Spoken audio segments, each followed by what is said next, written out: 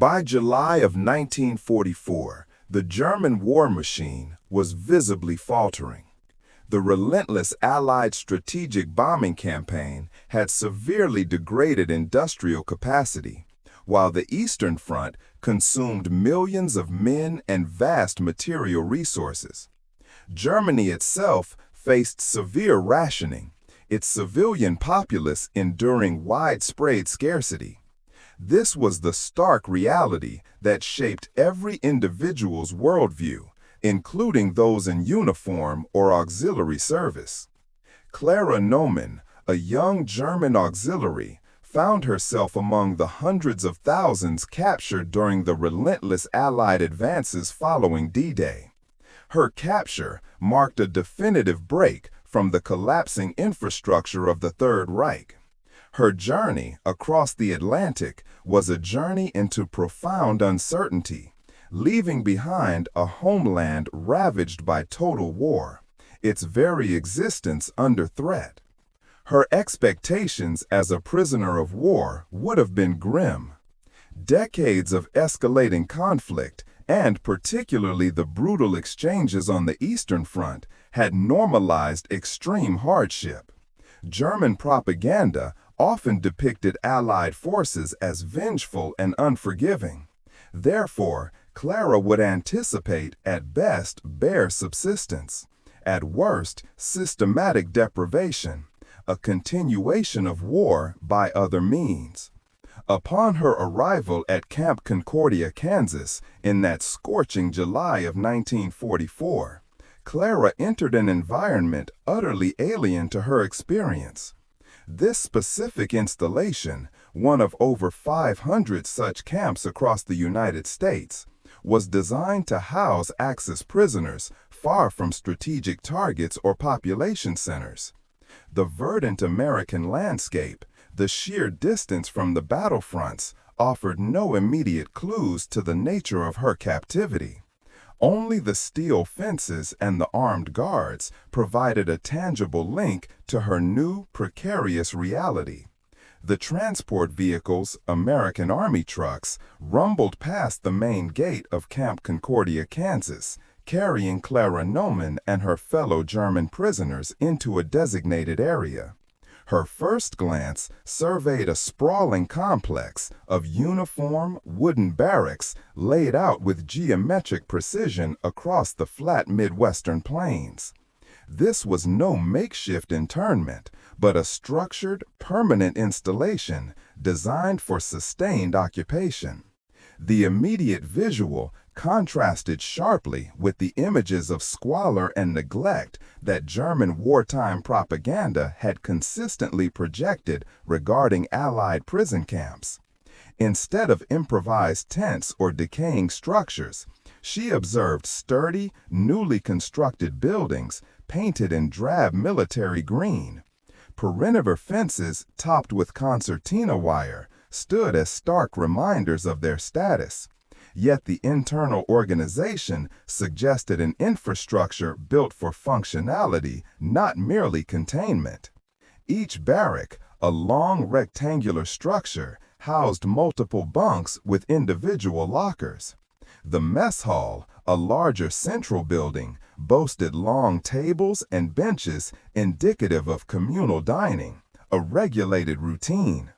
Claraara's ingrained belief, forged by years of scarcity and state-controlled information, had prepared her for starvation rations and severe discipline.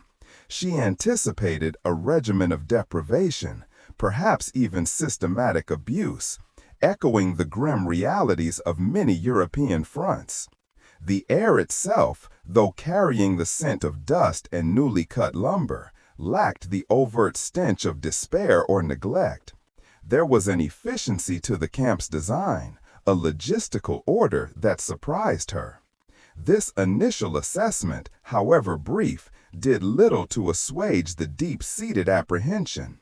The visible order could easily conceal a more insidious form of control, or a precursor to the anticipated harshness she felt certain would inevitably manifest. The camp, after all, held approximately 4,000 prisoners at its peak capacity, a significant logistical undertaking demanding precise management from its American captors. Upon their arrival at Camp Concordia, Kansas, in July of 1944, Claraara Noman and her cohort of some 24 female German prisoners of war were systematically processed. Their initial assignment, following basic administrative protocols, led them not to typical barrack enclosures, but surprisingly, to a service area within the compound's main mess hall. This deviation from expected prisoner segregation procedures was immediately noted by the German contingent, suggesting an operational directive beyond standard internment. Inside this bustling yet orderly American kitchen facility, a stark contrast to the austere, functional spaces of the Reich, their eyes were drawn to an imposing structure. Positioned against a far wall was a large industrial-grade refrigeration unit. Its polished steel facade gleamed under the overhead lamps. Measuring perhaps 3 meters in length and nearly 2 meters high. Such a fixture, dedicated solely to deep freezing, was an anomaly even in well-equipped civilian facilities in Europe, let alone a prisoner of war camp. An American quartermaster, a burly man named Sergeant Miller, perhaps with a nonchalant gesture, swung open the heavy insulated doors. The blast of frigid air momentarily obscured their vision, but as the mist cleared, the true nature of the contents became blindingly apparent. Row upon row, stacked meticulously, were dozens of large insulated tubs.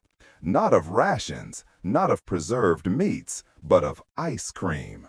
Multiple flavors, clearly discernible: vanilla, chocolate, strawberry, even a mint variant, all in substantial pint-sized containers.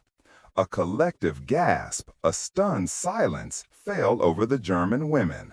For Clara, and indeed for all of them, this was an immediate, profound cognitive dissonance. In wartime Germany, under draconian rationing directives, a single scoop of ice cream was an almost mythical luxury, reserved perhaps for children on rare special occasions, or entirely non-existent. The idea of an entire freezer dedicated solely to such an indulgence, readily available within a military internment camp, transcended their comprehension. Even for senior Wehrmacht officers, a dessert of this caliber was an exceptional rarity, certainly not a standard issue or casually stockpiled item within their logistical supply chains. This single observation spoke volumes about the industrial capacity and the economic resilience of their adversary. Clara's initial assessment of this sudden display of opulence was met with immediate tactical skepticism, a defensive posture born from years of indoctrination. She and her fellow 24 prisoners perceived it as a calculated deception, a staged exhibition designed to demoralize or mislead. This cannot be real, she likely thought. Or perhaps this is a temporary charade for our benefit alone. Such an abundance, particularly of a luxury item like ice cream, contradicted every tenet of the Goebbels propaganda machine, which painted Allied nations as resource-starved and on the verge of collapse. The German propaganda apparatus had meticulously crafted an image of American societal weakness, depicting a nation struggling with rationing and internal dissent. They presented the Allied war effort as logistically overstretched, its civilian population suffering significant privations. For Clara, a former auxiliary soldier, this ice cream freezer, stocked with what appeared to be hundreds of individual servings, was a direct assault on her understanding of the global conflict and the enemy's perceived fragility. It was a cognitive dissonance, a direct challenge to the very foundations of her worldview. Even for senior Wehrmacht officers, a dessert of this caliber was an exceptional rarity, certainly not a standard issue or casually stockpiled item within their logistical supply chains. This single observation spoke volumes about the industrial capacity and the economic resilience of their adversary.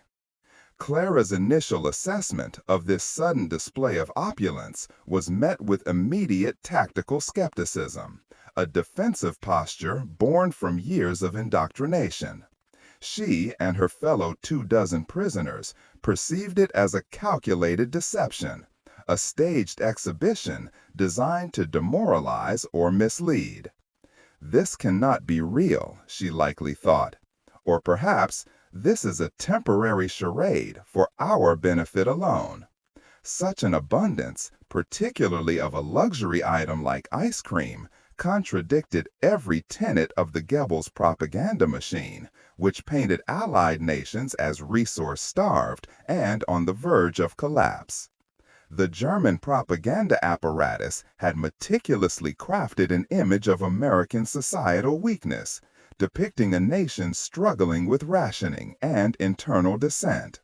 They presented the Allied war effort as logistically overstretched, its civilian population suffering significant privations.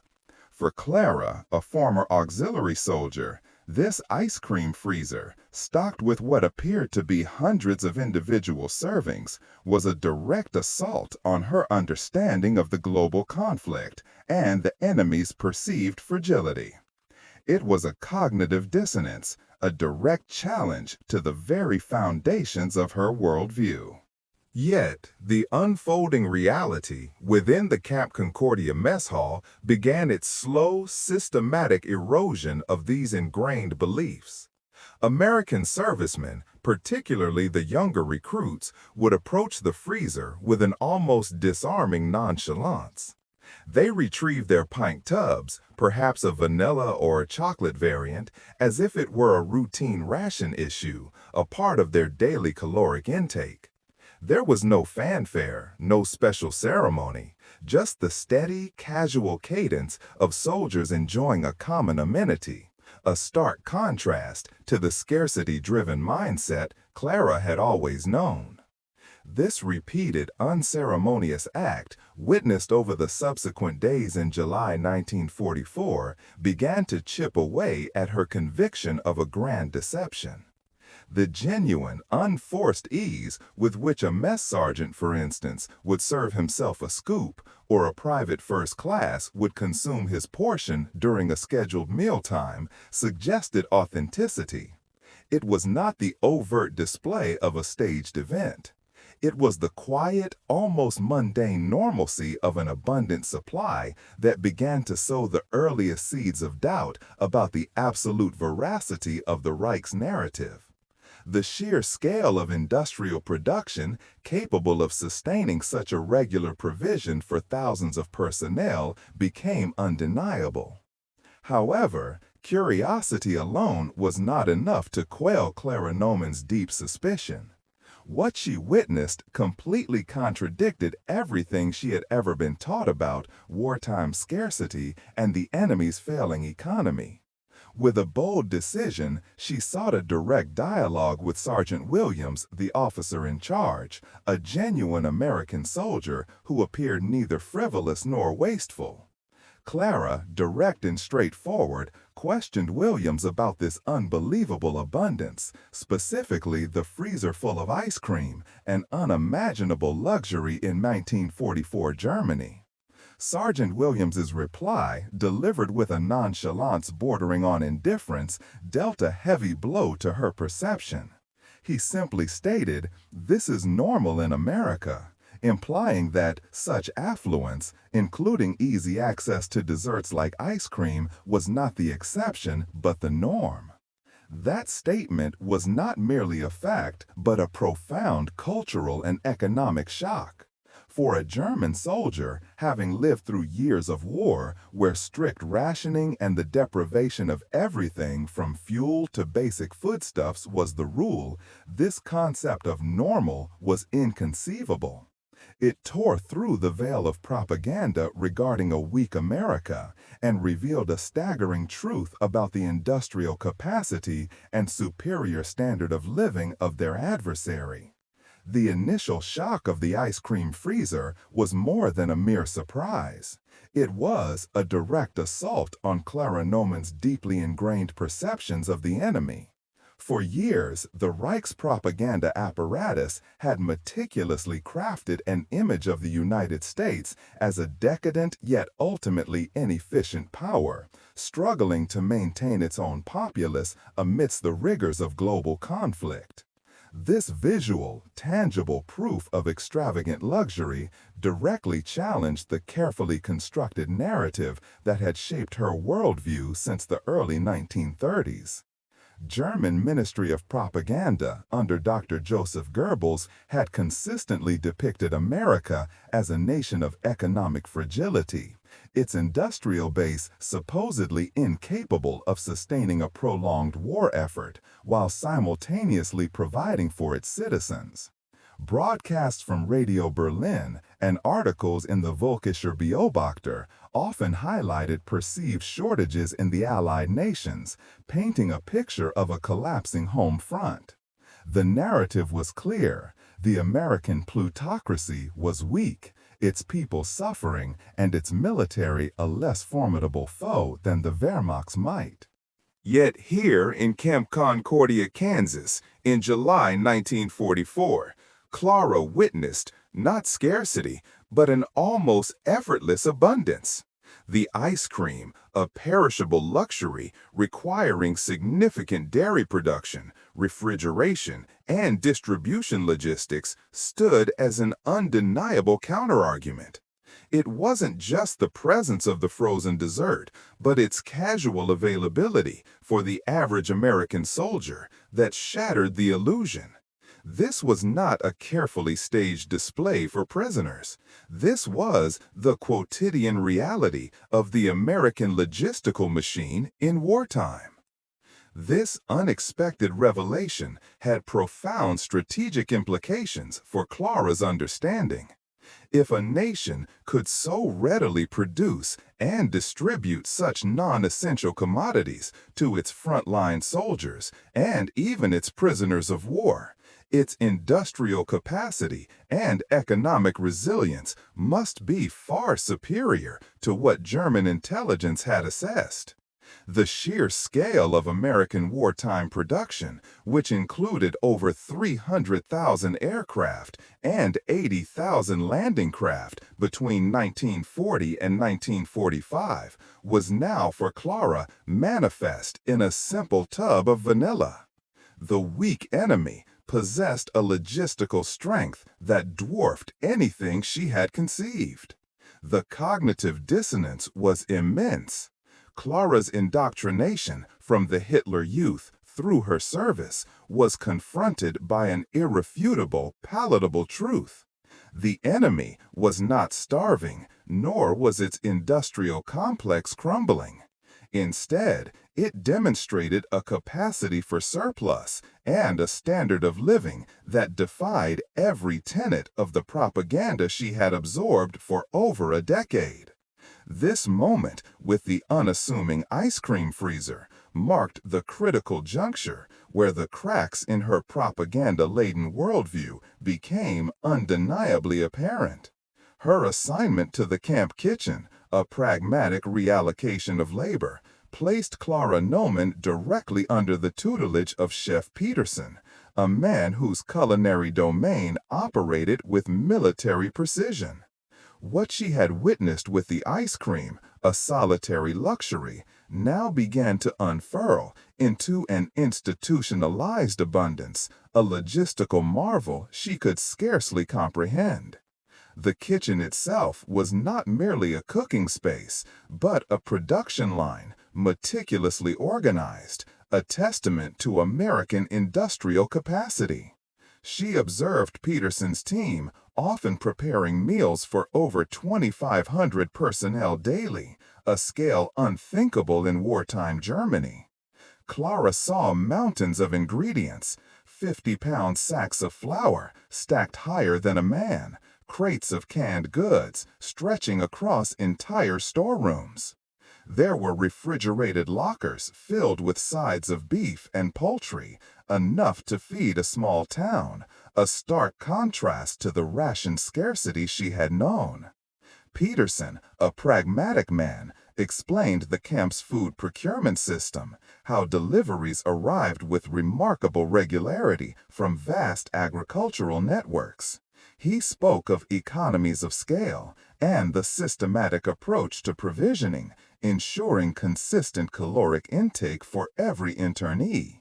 She saw industrial-sized mixers large enough to knead dough for hundreds of loaves at once, steam-jacketed kettles that boiled thousands of gallons of soup. This was not merely cooking, it was a highly efficient, almost mechanized operation, a direct reflection of a nation unburdened by the immediate privations of war on its home soil. The sheer, unyielding quantity and the systematic, almost effortless efficiency further eroded the carefully constructed narratives of American weakness and scarcity that had been propagated by the Reich. Clara confronted a new strategic challenge, communicating her impossible reality back to a homeland steeped in deprivation. Her letters to her sister, Helga, in Magdeburg, became a battleground of truth versus incredulity. The very act of putting pen to paper felt like a betrayal of the shared suffering in a Reich now crumbling under relentless Allied bombing. How could one articulate the sight of a freezer overflowing with ice cream in July 1944 to someone scavenging for rations in Berlin?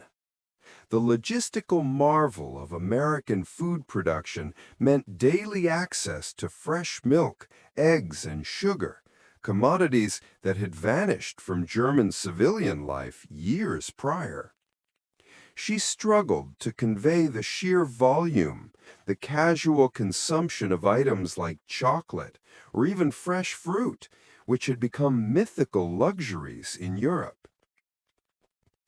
Every word was meticulously scrutinized by Allied censors, yet even with their redactions, the core message of American plenty was inherently subversive.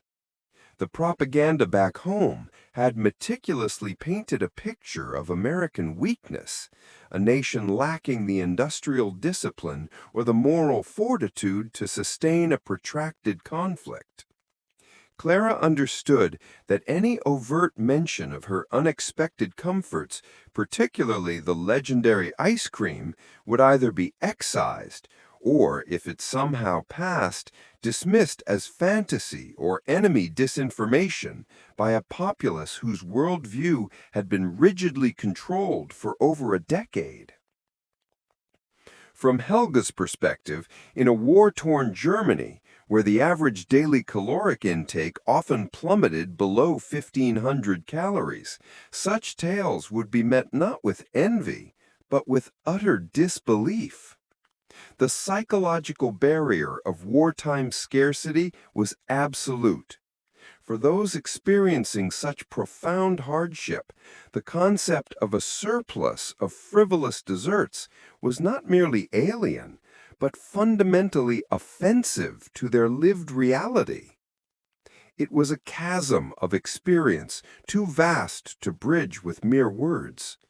Her efforts became less about informing and more about a quiet, desperate attempt to reconcile her two disparate worlds. The irony was palpable. A German prisoner of war in a Kansas camp arguably enjoyed a higher caloric intake and a more diverse diet than many civilians in their own bombed-out cities. This stark, unsettling truth was Clara's silent burden, a strategic paradox that transcended mere military logistics. It underscored the profound disconnect between the official narratives of the regime and the undeniable material superiority of the Allied powers. Sergeant Williams, a keen observer of human nature, had meticulously noted Claraara Noman's diligence, her unwavering work ethic within the confines of Camp Concordia. Her performance in the kitchens, marked by a quiet efficiency, stood in contrast to the prevailing ennui often found among the captive population. This was not merely about task completion, but about an intrinsic drive, a quality Williams recognized as valuable beyond the immediate demands of prisoner labor. Thus, a proposition emerged, one almost unthinkable given the prevailing conflict. Williams approached Clara with an offer that transcended the conventional parameters of her internment. "Clara," he stated, his voice measured, "there's an opportunity at Frank Miller's ice cream parlor in Salina, Kansas." This was not a directive, but an unprecedented invitation to step beyond the wire into a semblance of civilian existence. The implications were profound. For a prisoner of war to be offered employment outside the military-controlled cantonment represented a radical departure from standard operational procedures. It signaled a potential shift from enemy combatant to a participant, however limited, in American society. This was in essence a strategic move towards rehabilitation and an attempt at fostering integration rather than perpetual segregation. Yet, this extraordinary gesture was not without its inherent complexities and potential friction points. While designed to offer a path forward, the concept of a former enemy entering the civilian workforce in a wartime economy presented significant social and political hurdles. The potential for public backlash or the lingering shadows of xenophobia remained a distinct possibility, even in the relatively insulated environment of rural Kansas. It was a test of both Clara's resolve and the community's capacity for an unconventional form of reconciliation.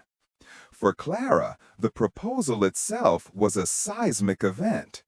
It implied a degree of trust and an acknowledgement of her individual merit that propaganda had vehemently denied to any American. Her status would transform from a numerical designation to an individual with a name and a prospective role in the very fabric of the nation that had once been her sworn enemy.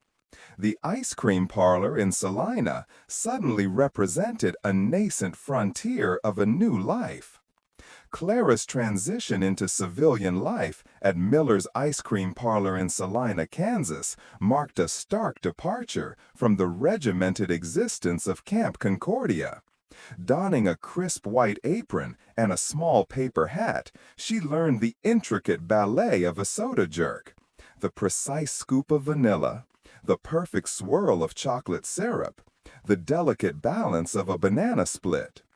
Each day, from early morning preparation until the 9 o'clock closing bell, she meticulously served dozens of local children and weary factory workers, a constant stream of American citizens.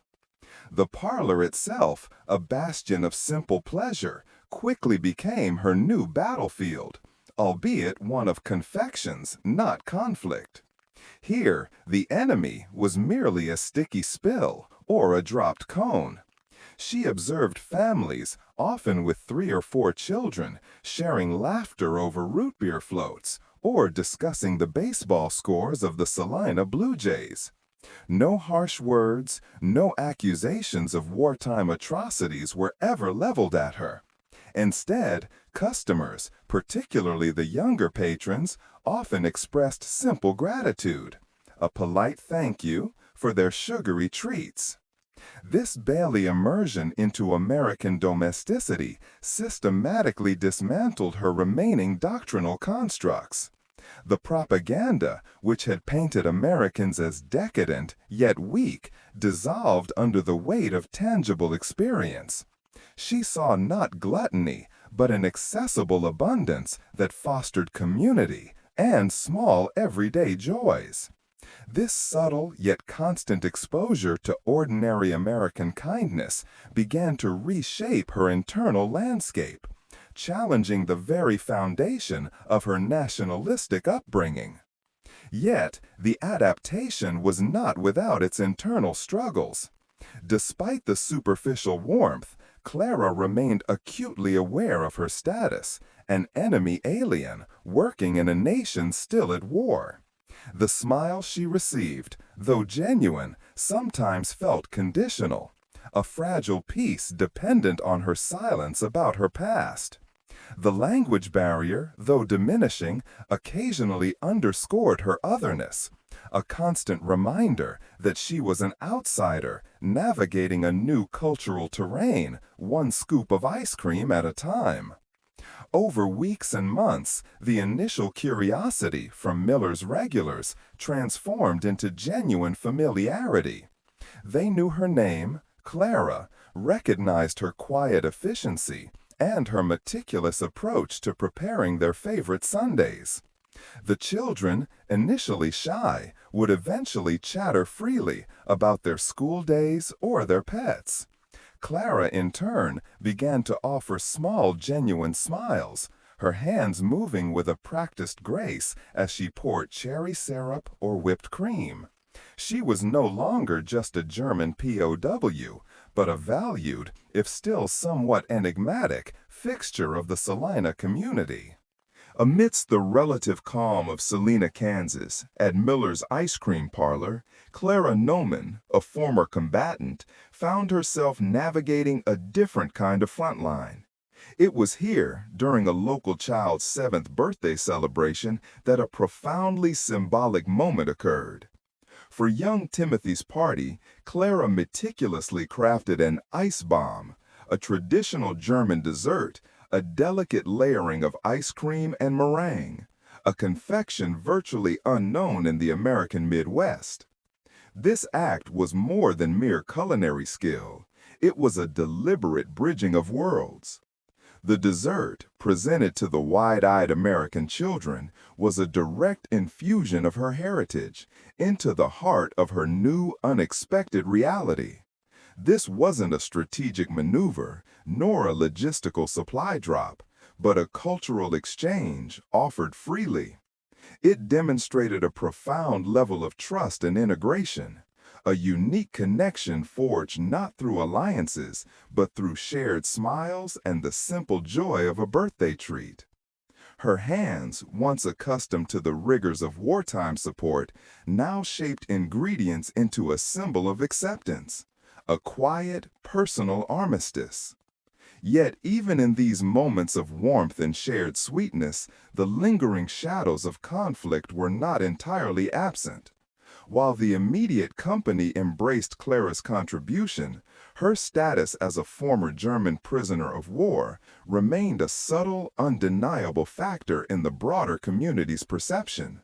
For many Americans, particularly those who had lost family in the European theater, or who still grappled with the wartime rationing and psychological tolls, the sight of a German national, even one so seemingly integrated, could evoke a complex tapestry of emotions.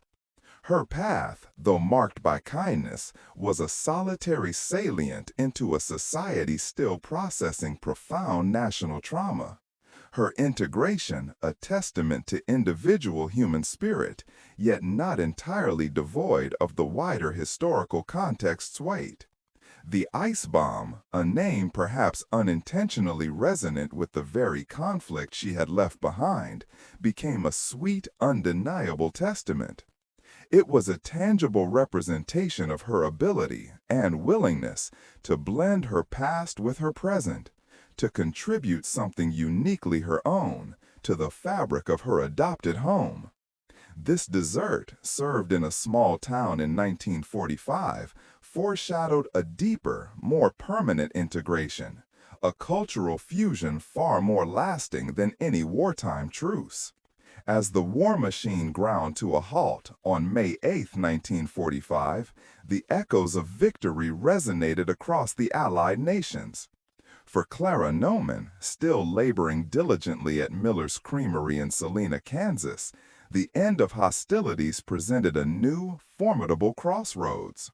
Frank Miller, a man of quiet observation, had witnessed her unwavering dedication, her meticulous work ethic for months.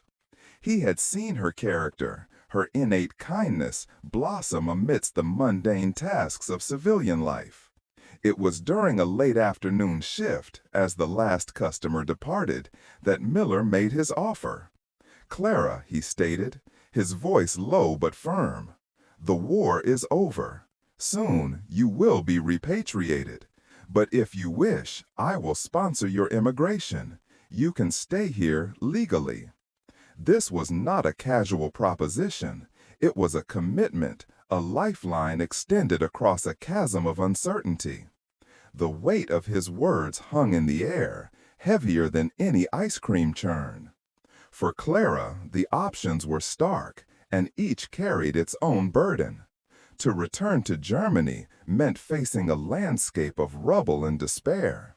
Major cities like Berlin, Dresden, and Hamburg lay in ruins, their infrastructure shattered, their populations decimated by years of conflict and relentless bombing campaigns. Food scarcity was rampant, political instability loomed, and the prospect of rebuilding from nothing seemed insurmountable. The propaganda she once believed, portraying American weakness, now stood in stark contrast to the tangible abundance she experienced daily in this small Kansas town. Yet the thought of abandoning her homeland, her family still there, was a wrenching one. She had spent nearly a year and a half, since July 1944, within the American system, first as a prisoner, then as a worker. Her identity remained intertwined with Germany, her past a constant whisper. But the reality of her present, the daily interactions with civilians, the simple comfort of regular meals, and the unexpected warmth of her newfound community offered a compelling alternative. This land, once perceived as the enemy's stronghold, now presented itself as a sanctuary of opportunity. This land, once perceived as the enemy's stronghold, now presented itself as a sanctuary of opportunity. Clara's decision, therefore, transcended mere personal preference. It was a strategic assessment of her future, a calculus of survival and prosperity. To embrace Miller's offer was to choose a path of new beginnings, to step into a life where the legendary Kim was not a symbol of propaganda, but a daily reality. It was a choice for stability, for a future unburdened by the immediate aftermath of total war, a future where her character, not her nationality, would define her trajectory. The choice was made, a profound strategic pivot in Claraara Noman's personal campaign.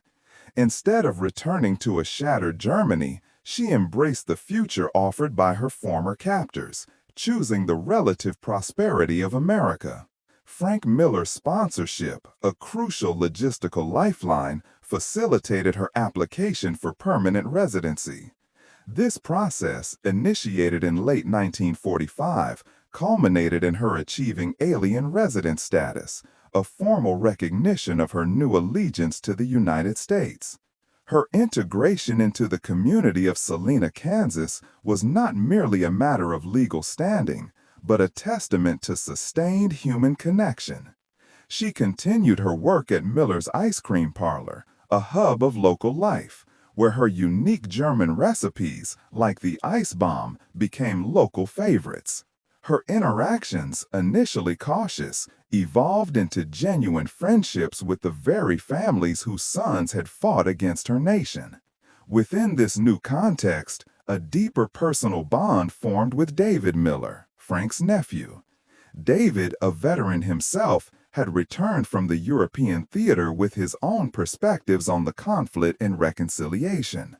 Their shared experiences of war's aftermath, albeit from opposing sides, forged an unexpected connection. By 1948, Claraara Noman and David Miller were married, sealing her commitment to this new life and embedding her within the Miller family legacy. The ice cream parlor itself underwent a subtle yet significant transformation under their joint stewardship. Rebranded unofficially as Miller's German American Ice Cream, it became a culinary fusion, a symbol of cultural bridge building. Clara, now Clara Miller, was not just an employee, but a co-owner, her influence visible in the expanded menu and the parlor's welcoming atmosphere. Her journey from enemy combatant to esteemed local businesswoman was a narrative that resonated deeply within the small Kansas town. Yet this assimilation was not without its subtle complexities. While largely accepted, Clara sometimes navigated a quiet internal struggle, a residual loyalty to her heritage, juxtaposed with the overwhelming gratitude for her new home. The echoes of a war that had demanded absolute ideological commitment still occasionally reverberated, a personal challenge in forging a completely new identity without fully abandoning the old. Her position in the community was cemented, a valued member, admired for her resilience and her entrepreneurial spirit. She contributed not only economically, but culturally, her presence a living testament to the possibility of peace and the power of individual generosity to transcend even the deepest national divides. The ice cream freezer, once a symbol of shocking American abundance, now represented the foundation of her extraordinary new life. Decades later, in the quiet hum of Miller's German American ice cream parlor, Claraara Noman, now Miller, often reflected on her journey.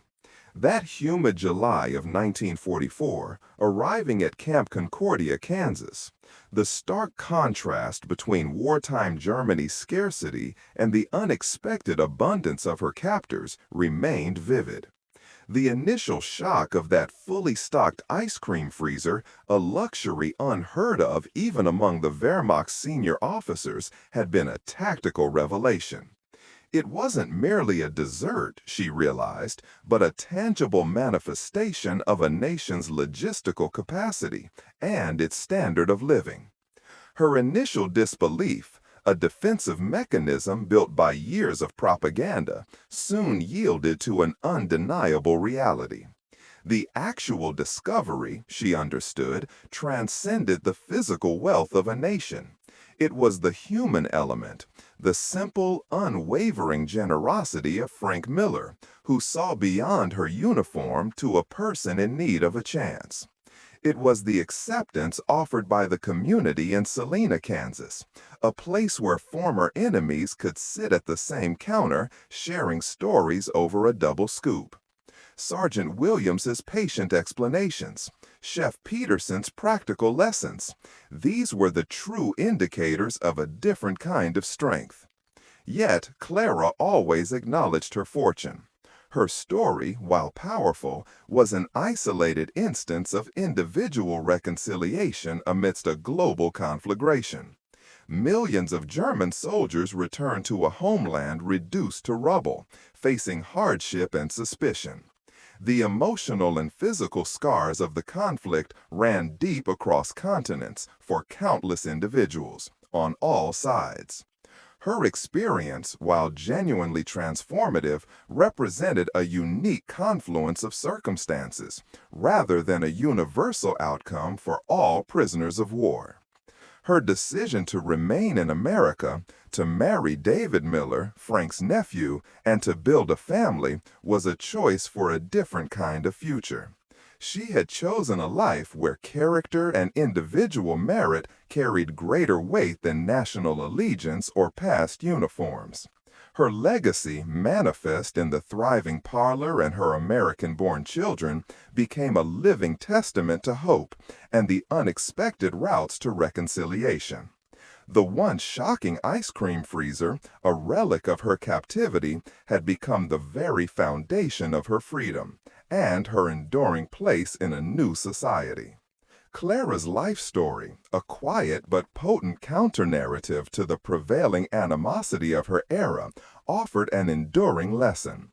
It demonstrated that even amidst the chaos of a global conflict, individual acts of benevolence could act as critical vectors for peace. Her journey from prisoner to pillar of the community was, in its own way, a strategic victory, a testament to the unexpected power of compassion and the lasting impact of a simple scoop of ice cream.